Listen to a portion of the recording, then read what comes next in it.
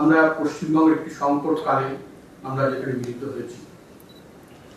সংকটটি কি, সংকটের স্বরূপটি কি, এবং এই সংকটকালে আমাদের কি করা উচিত, আমরা যারা পশ্চিমবঙ্গে বাস করি এবং পশ্চিমবঙ্গের ভবিষ্যতের উপর আমাদের যাদের রুটি রুজি, বেঁচে থাকা, গণতান্ত্রিক অধিকার ইত্যাদি নির্ভর করে, আমাদের কি করা উচিত সেটি নিয়ে আমরা একটু আজ কথা বলতে চাই।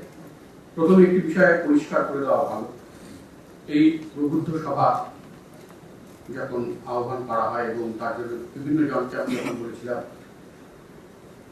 তখন তারা নানাবিধ প্রশ্ন করেছিলেন আমাকে। তো একটি বিষয় প্রথমে পরিষ্কার করে নেওয়া ভালো যে এটি কোনো রাজনৈতিক মঞ্চ নয়, পশ্চিমবঙ্গের জন্য কোনো রাজনৈতিক মঞ্চ নয়, এটি একটি অরাজনৈতিক মঞ্চ। এখানে কোনো নির্বাচনী প্রচার করতে আমরা আসিনি। আমরা পশ্চিমবঙ্গকে তার অস্তিত্ব যাতে বিপন্ন না হয়ে পড়ে, পশ্চিমবঙ্গকে যাতে আমরা রক্ষা করতে পারি, সেই কারণে আমরা এখানে সমবেত হয়েছি এবং আমরা এটিকে আন্দোলন হিসেবে দেখছি, যে আন্দোলনকে শুধু একদিন এরকম প্রবুদ্ধ সভা বা একদিনের কোনো সভা সমাবেশে আমরা শেষ করে দিতে চাই না। এটি একটি দীর্ঘস্থায়ী আন্দোলনের আমরা বুঝতে চাইছি, একটি নাগরিক আন্দোলন।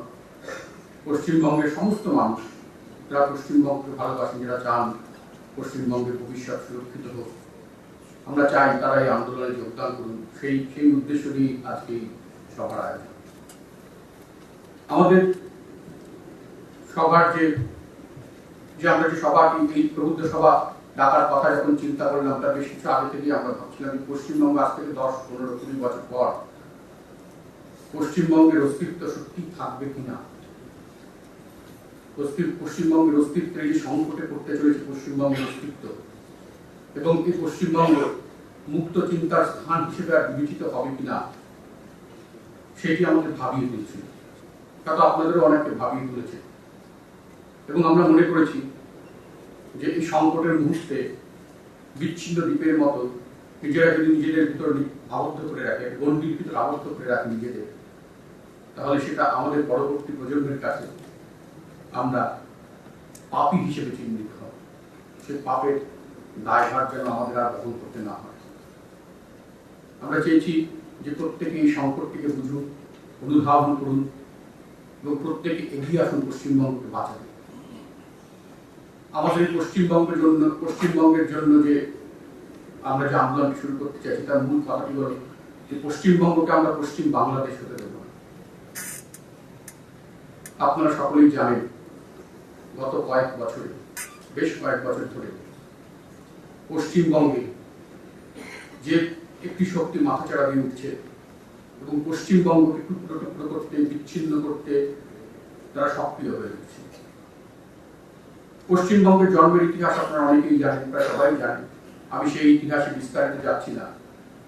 কিন্তু ডক্টর শ্যামাপ্রসাদ মুখোপাধ্যায় তার স্বপ্নের যে পশ্চিমবঙ্গ, সেই পশ্চিমবঙ্গকে মুসলিম লীগের কবল থেকে ছিনিয়ে এনেছিলেন এটুকু নিশ্চিত করতে যে এই পশ্চিমবঙ্গে যেন কোন রকম মৌলবাদী শক্তি তার থাবা গেড়ে না বসে, এই পশ্চিমবঙ্গ যেন একটি মুক্ত চিন্তার স্থান হয়, এই পশ্চিমবঙ্গে সংখ্যাগরিষ্ঠ হিন্দুরা যেন সুখে স্বচ্ছন্দে বাস করতে পারে, এই পশ্চিমবঙ্গে গণতান্ত্রিক অধিকার যেন নিশ্চিত হয়, এই পশ্চিমবঙ্গ যেন মুক্ত চিন্তার স্থান হয়।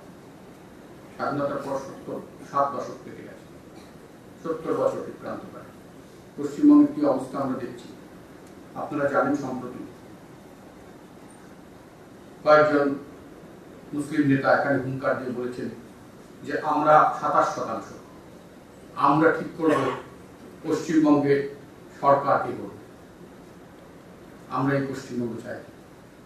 পশ্চিমবঙ্গের সরকার কোন ইমাম, মৌলবী এরা ঠিক করে দেবেন না। পশ্চিমবঙ্গে কি সরকার করবে সেটা ঠিক করবেন পশ্চিমবঙ্গের সংখ্যাগরিষ্ঠ জনগণ। যে সরকার করবে না কেন, পশ্চিমবঙ্গের সংখ্যাগরিষ্ঠ জনগণ সেই সরকার ঠিক করবে, এই সরকার করবে।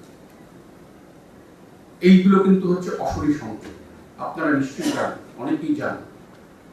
এই খোদ কলকাতা শহরে মেটিয়াবুরুজে একটি হাই মাদ্রাসার একজন প্রধান শিক্ষককে কিছু ইসলামিক মৌলবাদী ঘেরাও করে তাকে প্রায় টানে মারতে গিয়েছিল এবং সেই হাই মাদ্রাসার শিক্ষক পালিয়ে গিয়েছিলেন। তিনি আজ অব্দি সেই হাই মাদ্রাসায় কাজ যোগদান করতে পারেনি। প্রধান শিক্ষকের অপরাধ কি ছিল? তিনি ছাত্রদের প্রার্থনার সময় জাতীয় সঙ্গীত গাইতে বলেছেন। জাতীয় সঙ্গীতকে ইসলামিক মৌলবাদীরা হিন্দুদের গান বলে চিহ্নিত করেছেন। এই পশ্চিমবঙ্গ আমরা চাই। হ্যাঁ, রিপাবলিক ডে। এবং আপনারা জানেন, যখন ঢাকায় বাংলাদেশে সেই স্বাধীনতা বিরোধী রাজাকারদের ফাঁসির আদেশ দেওয়া হয়েছিল, তখন এখানে 16টি মুসলিম সংগঠন কলকাতার বুকে তারা জনসভা করে সেই রাজাকারদের ফাঁসির আদেশ যেন রদ করা হয় সেই জন্য মিটিং করেছিল কলকাতার বুকে। এই পশ্চিমবঙ্গ আমরা চাই। পশ্চিমবঙ্গের দুর্ভাগ্য যে তসলিমা নাসরিনের মতো লেখিকাকে এখান থেকে বিতাড়িত করা হয়েছে। একদল উগ্র ইসলামিক মৌলবাদী হুঙ্কারের সঙ্গে নত হয়ে তদানীন্তন বামফ্রন্ট সরকার তসলিমা নাসরিনকে বিতাড়িত করেছিল পশ্চিমবঙ্গ থেকে। পশ্চিমবঙ্গের দুর্ভাগ্য, পশ্চিমবঙ্গের যে বুদ্ধিজীবীগুলো আছেন যারা গণতন্ত্রের কন্ট্রোলের জন্য মাঝে মাঝে তারা আতঙ্কিত হয়ে ওঠেন, তারা কিন্তু সেদিন একটিও কথা বলেছে। তসলিমা নাসরিনকে বিতাড়িত হতে হয়েছিল, বাংলা ভাষার একজন লেখিকা তাকে বিতাড়িত হতে হয়েছিল পশ্চিমবঙ্গে। আপনারা সকলেই অবহিত আছেন কালিয়াচকের ঘটনা। কালিয়াচকের ঘটনায় প্রায় 1,50,000 উগ্র উত্তেজিত ইসলামিক মৌলবাদী তারা থানা আক্রমণ করলো, থানা পুড়িয়ে দিল, প্রায় নিজেদের হাতে আইন তুলে নিল। পুলিশ ভয়ে পালিয়ে গেল থানা ছেড়ে। সরকার কি করল? সরকার ঘটনাটি ধামাচাপা দেওয়ার জন্য 48 ঘন্টার ভিতরে পুড়ে যাওয়া থানাকে রং করে সারিয়ে দিল। এবং সরকার বলল যে ওটা স্থানীয় মানুষদের সঙ্গে, গরু চোরদের সঙ্গে বিএসএফের ঝামেলা। কালিয়াচকের ঘটনা একটি অডিও ভিজুয়াল চ্যানেল তারা দেখিয়ে দিয়েছে, সাধারণ মানুষ দেখেছে। কালিয়াচকের ঘটনা একটি সংকেত। কি সংকেত? যে ইসলামিক মৌলবাদীরা বলে দিল যে দেখো, আমরা দরকার হলে এখানে সরকারকে আইন হাতে তুলে দেবো, নিজেদের ইচ্ছা মতো পরিচালনা করবো আইনকে, এবং আমরা যা করবো তার জন্য আমরা কাউকে কৈফিয়ত দেবো না, এবং সরকারও কিছু করতে পারবে না। সত্যি তাই। নালিয়াখালী, কুস্তি, নেদমকা একের পর এক এই ঘটনা ঘটেছে। এবং দিনের পর দিন শুধুমাত্র ভোটের রাজনীতির স্বার্থে এই মৌলবাদের দোষণ হচ্ছে। নিশ্চয়ই পশ্চিমবঙ্গের উন্নতির কথা আমি সবাই বলবো। আমরা সকলেই চাই পশ্চিমবঙ্গের উন্নতি হোক, আমরা সকলেই চাই পশ্চিমবঙ্গের শিল্পায়ন হোক, আমরা সকলেই চাই শিক্ষায় পশ্চিমবঙ্গ এগিয়ে যাক। কিন্তু যদি উগ্র ইসলামিক মৌলবাদীদের কবলে পশ্চিমবঙ্গ চলে যায়, যদি পশ্চিমবঙ্গের অস্তিত্বটাই বিপন্ন হয়ে পড়ে, তাহলে পশ্চিমবঙ্গের শিক্ষা, শিল্প, সংস্কৃতি কি হবে? আপনারা জানেন সকলে যে মুর্শিদাবাদ জেলায়, মালদা জেলায় প্রকাশ্যে প্রচারপত্র বিলি করা হচ্ছে। সেই প্রচারপত্রে বলা হচ্ছে যে আমরা স্বাধীন মোগলস্তান চাই। বলা হচ্ছে যে মুর্শিদাবাদ একসময় মুসলমান শাসনদের অধীনে ছিল, আমরা আবার সেই ইসলামী শাসন ফিরিয়ে আনতে চাই। মালদা, মুর্শিদাবাদ, নদিয়া এসব কিছু জেলা নিয়ে আমরা বাংলাদেশ, পশ্চিমবঙ্গ থেকে বিচ্ছিন্ন হয়ে মোগলস্তান গড়ে তুলতে চাই। এবং মুর্শিদাবাদ, মালদার আপনারা খোঁজ করলে জানতে পারবেন, সেখানে বিভিন্ন গ্রামে গ্রামে উত্তেজক ক্যাসেট ছড়িয়ে দেওয়া হচ্ছে। এটা কিন্তু অশনি সংকেত। পশ্চিমবঙ্গের পক্ষে এগুলো কিন্তু অশনি সংকেত। পশ্চিমবঙ্গের টুকরো টুকরো বিচ্ছিন্ন করার অশনি সংকেত।